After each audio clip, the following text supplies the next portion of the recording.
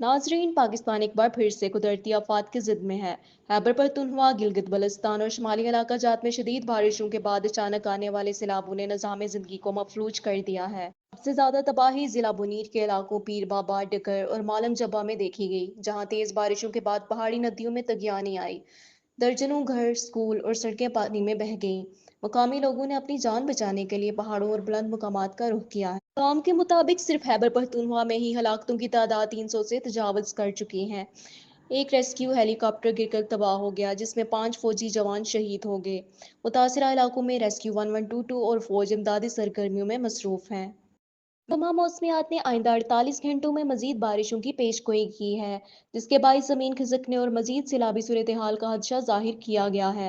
लोग शदीद खौफ और बेयकीनी का शिकार हैं।